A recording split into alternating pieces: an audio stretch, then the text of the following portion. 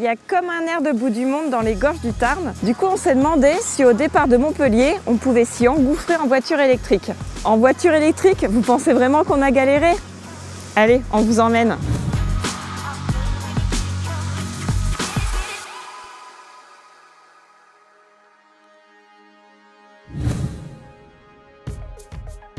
Salut Aurélia. Coucou Brice, je suis en train d'admirer la place Royale, la place du Pérou à Montpellier. Et alors qu'est-ce qu'on fait à Montpellier? Écoute, je t'ai donné rendez-vous à Montpellier parce qu'on va partir de Montpellier à la découverte des gorges du Tarn. Oh là, attends, les gorges du Tarn, moi j'ai prévu une toute petite citadine électrique, t'es sûr que ça va le faire? J'ai prévu un petit itinéraire avec des points de charge, ce sera complètement transparent. C'est un parcours d'environ 350 km qui nous attend. Un trajet majestueux qui nous fera nous sentir tout petits, que ce soit au pied du viaduc le plus grand de France, du château de Pérelade ou au pied des falaises des gorges. Nous irons ensuite à la rencontre de deux passionnés, Gilou, batelier depuis plusieurs générations, et Jane, ornithologue, qui décryptera pour nous le chant des oiseaux. Eh ben c'est nickel, c'est parti. Ah non, attends, on est sur la place Royale de Montpellier, je vais jouer un peu la guide conférencière et j'ai quelques anecdotes, donc sors ton carnet et ton crayon. Voilà la voiture blanche que je t'ai prévue. Elle est super silencieuse. Ouais, elle est super silencieuse, elle est électrique. Bon, je sens que tu as un truc à me dire sur cette statue. J'ai plein de choses en fait à te dire. Donc là, c'est une statue qui représente Louis XIV. Donc déjà, c'est pas la statue originelle. Louis XIV, il n'a pas d'étrier. Le modèle de la statue, une statue en fait de l'empereur Marc Aurèle. Sur cette statue, il n'a pas d'étrier parce que dans l'Antiquité, ça n'existait pas encore les étriers. Donc maintenant que tu es incollable sur la place Royale de Montpellier, Brice, on va pouvoir partir direction les gorges du Tarn. Allez, c'est parti. Eh bien nous voilà arrivés à Peyre, après être passés sous le viaduc de Millau, c'est impressionnant. Il nous reste... Alors il nous reste 32% de batterie, je pense que ce serait pas mal de faire un petit point de charge pendant qu'on visite Peyre. Et comme je te l'ai promis, les charges vont être transparentes et donc à Peyre on a bien une borne. Ouais, parce qu'il nous annonce 66 km d'autonomie restante, on avait à peu près 220 km au départ. Maintenant on a fait beaucoup d'autoroutes, c'est des routes qui montent beaucoup aussi. Oui. Probablement qu'avec une voiture, avec une plus grande autonomie, on pourrait se passer de cette charge-là pour charger à l'endroit où on va dormir en tout cas. Elle ne doit pas servir beaucoup, il y a plein de toiles d'araignée dedans et un petit nez de guêpe. Ah, il y a une énorme araignée, c'est Fort Boyard. On a une jolie vue sur le viaduc de Millau. Et oui, et il faut savoir que le viaduc de Millau, son point le plus haut, c'est 343 mètres. Et c'est 13 mètres de plus que la Tour Eiffel. Le duo architecte-ingénieur qui a travaillé sur le viaduc de Millau, c'est aussi eux qui sont à l'origine de deux ponts, le pont de Normandie et le pont de l'île de Ré. Donc là, on grimpe dans le village de Peyre, qui est un village troglodytique. C'est-à-dire qu'on a aménagé des espaces creusés dans la roche pour en faire des habitations. C'est pas facile à dire. Troglodytique. Pourquoi ils ont mis des dinosaures là? Parce qu'en fait, pas loin de Peyre, on a retrouvé des empreintes de dinosaures, de T-Rex. Peyre est sur un chemin, une autoroute qu'empruntaient les dinosaures. Donc c'est celle-là l'église troglodytique? Oui, l'église Saint-Christophole. C'est une église donc, qui est vraiment bâtie à flanc de falaise et qui servait de refuge à la population. Donc il y a tout un système défensif. La population pouvait s'y réfugier en cas d'attaque.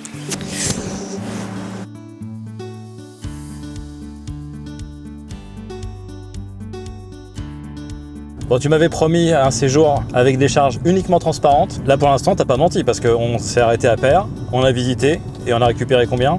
20%. Parfait pour continuer notre séjour. Et justement, tu m'emmènes où là? Enfin, je t'emmène où, puisque c'est moi qui conduis. On va voir le château de Pérelade. Ah, ça y est, on rentre vraiment dans les gorges du Tarn. On sent que tout se resserre un peu là, autour de nous. Et oui, en fait, il faut prendre la D907 bis. Waouh! Oh, la belle arche. Attends, les marches, elles sont plus grandes que moi. Deuxième étape de notre road trip. Donc là, on vient d'arriver au château de Pérelade. Et Pérelade, en latin, ça veut dire pierre large. Pourquoi pierre large? Parce qu'en fait, c'est un château donjon. C'est-à-dire qu'il y a un immense rocher sur lequel on a construit le donjon. En tout cas, il faut une bonne condition physique pour aller le visiter. Donc là, on voit bien l'éperon rocheux. Le donjon qui a été installé dessus. En fait, il y avait plusieurs seigneurs qui se partageaient le château de Pérelade. C'était une sorte de colocation seigneuriale. Ce petit fou du roi. Il a été démantelé à la fin du XVIIe siècle par Richelieu. Il y a un groupe de personnes qu'on a pris un peu pour des fous dans les années 70, qui ont décidé en fait de restaurer ce château en ruine.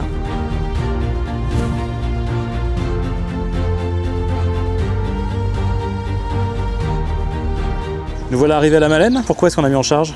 Parce qu'on va faire un tour avec les bateliers des Gorges du Tarn. Donc encore une charge complètement transparente. Ouais, parce que là c'est pendant l'activité et notre dodo. Et comme ça, demain, on est tranquille et on est prêt à repartir. Direction Montpellier. Voilà. On a rendez-vous avec Gilles, dit le petit Gilou. Je crois que je l'aperçois là-bas. Bonjour.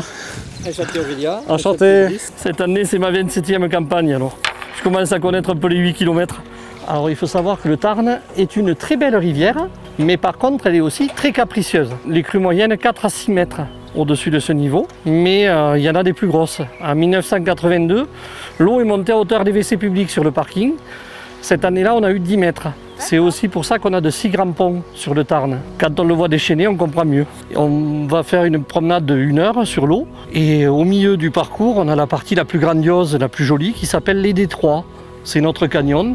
Et on ne peut découvrir cette partie-là que par la rivière, en barque ou en canoë. Quel est le lien entre les bateliers des Gorges du Tarn et le Tarn? On est peut-être dans les plus vieux métiers des gorges, parce que de tout temps, on s'est servi des bateaux pour communiquer.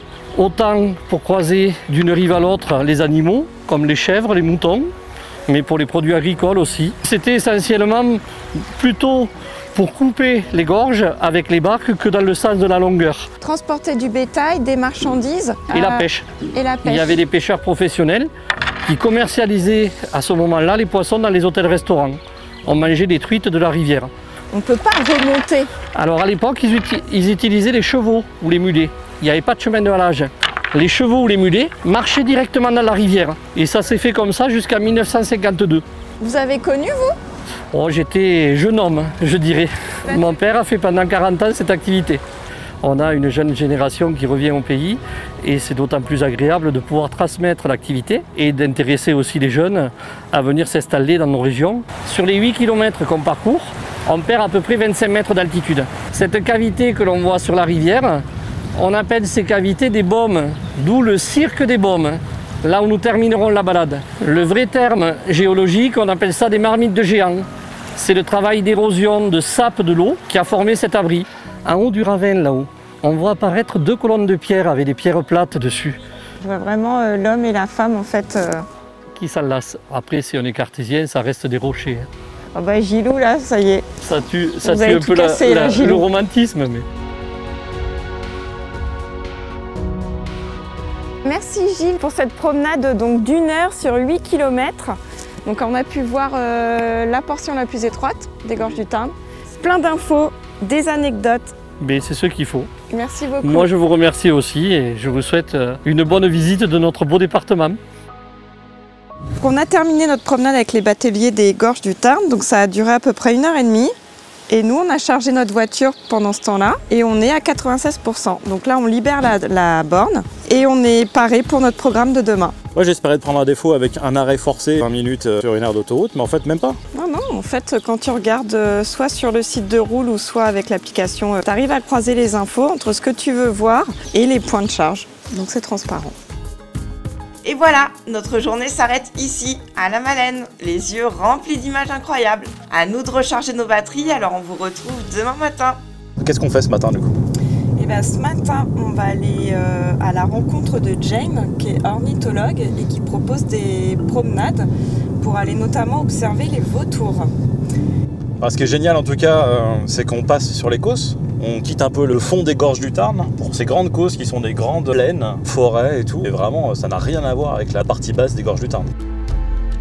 Hello Jane. Salut Aurélia. Où est-ce qu'on est et qu'est-ce qu'on va faire toutes les deux? Ce matin, on est au Roc des Hourtous dans les Gorges du Tarn, sur le Cosméjean. Ouais. Et je t'emmène découvrir les oiseaux. Mais quels oiseaux?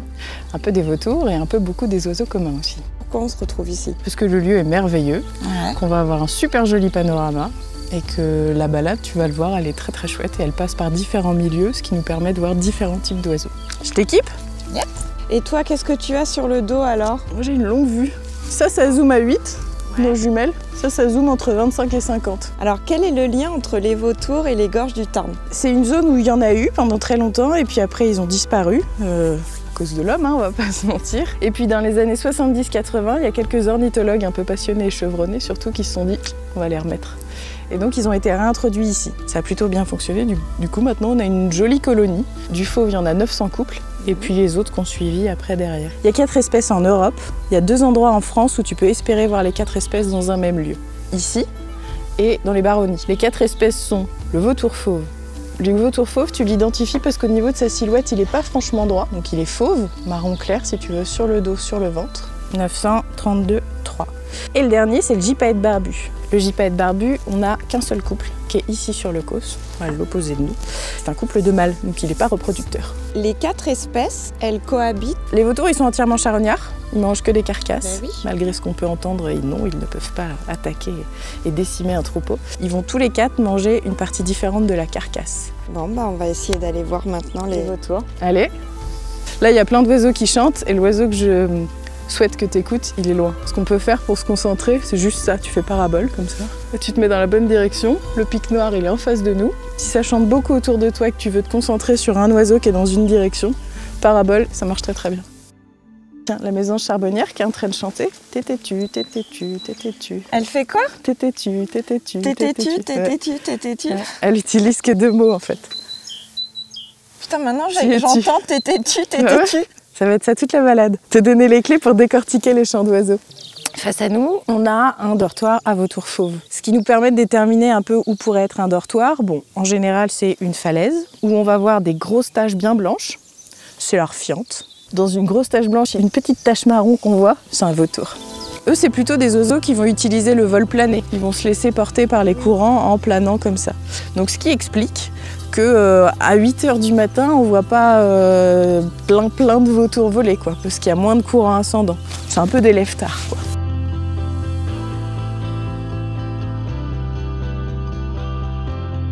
Ah, ça y est, il a sorti sa tête. Ouais.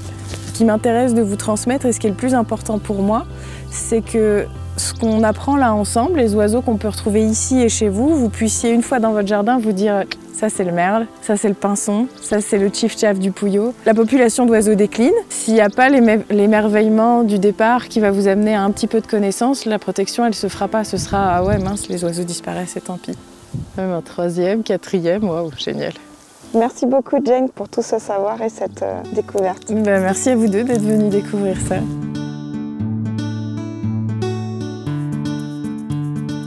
Tout le monde m'a parlé de Saint-Chély-du-Tarn en me disant que c'était très joli, c'était très séduisant. On est arrivé d'en face, la vue était incroyable quand on est arrivé. Oui, et donc maintenant on est descendu, on se promène dans le village. Donc là tu as un petit site pour se baigner. On voit une et la deuxième est un tout petit peu plus loin. Donc c'est 2 sources qui jaillissent sous forme de cascade dans le village de Saint-Chély-sur-Tarn. La maison de Bilbo le Hobbit. Donc ça c'est un moulin ? Oui, c'est le moulin de Sénaré, donc toujours à Saint-Chély-du-Tarn. Dans les gorges du Tarn, il y avait plusieurs moulins qui transformaient en farine les céréales qui étaient cultivées juste au-dessus de nous, sur l'Écosse. J'ai trouvé une chapelle. Où ça, où ça? J'ai quand même un gros coup de cœur pour Saint-Chély.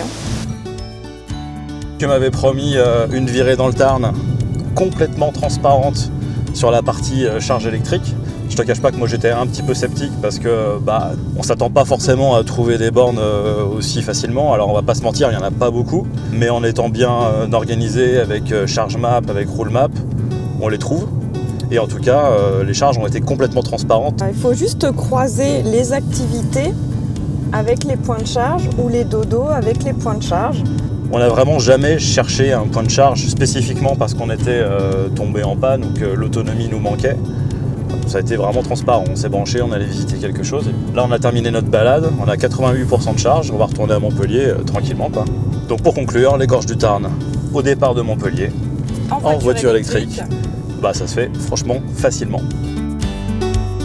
Merci à tous de nous avoir suivis dans ce road trip en voiture électrique. Au départ de Montpellier, destination les gorges du Tarn. N'hésitez pas à suivre Roule sur ses réseaux sociaux. Et nous, on vous dit à très bientôt dans un prochain épisode. Salut!